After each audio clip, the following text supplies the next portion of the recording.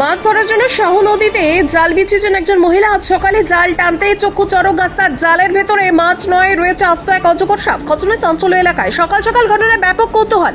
ঘটনাটি ঘটেছে রাজগঞ্জ ব্লকের বিন্নাগুড়ি জিপির অন্তর্গত জলডুমুর পাড়ার পিপলতলা কলোনিতে। ঘটনার বিবরণে জানা যায়, প্রতিদিনের মতো গতকাল শাহু নদীতে মাছ ধরার জন্যই জাল দেন শ্রীমতী সাহানি।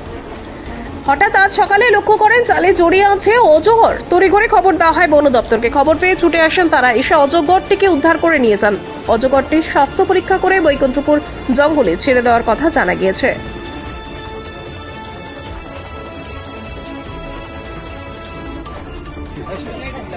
দিলীপ তোকে তারা টিকিট দিতে লাগবে না।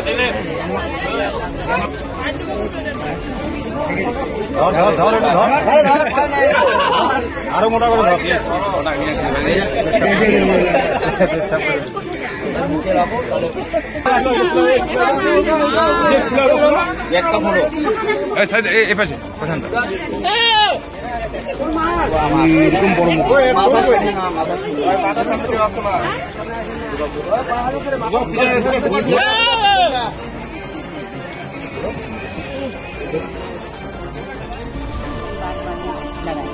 নদীতে মাছ মারেন?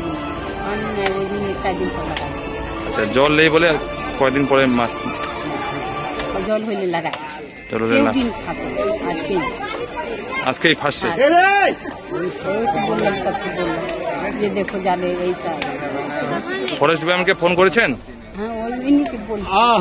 ফোন করেছে যে ফোন করেছে, ফোন আসে তোমার করে দাও। কতটা ভয়ে ছিলেন যখন আপনি দেখতে পান? ডরাই গেলাম। খুব ভয় পেয়ে গেছেন? হ্যাঁ, পুরো ভয় পাচ্ছি। আপনি কি প্রায়শই মাছ মারেন? হ্যাঁ, কেউ দিন দেখলাম না। প্রথম? ওই জন্য তো বলতে। কি নাম আছে আপনার? শ্রীমতী সাহানি। শ্রীমতী সাহানি। এই জায়গাটার নাম কি আছে? ওই জলডুমুর পিপলতলা। জলডুমুর পিপলতলা। বেশি দিন 2 সাল হল বানাইলাম বাড়ি। ওখানে জানি।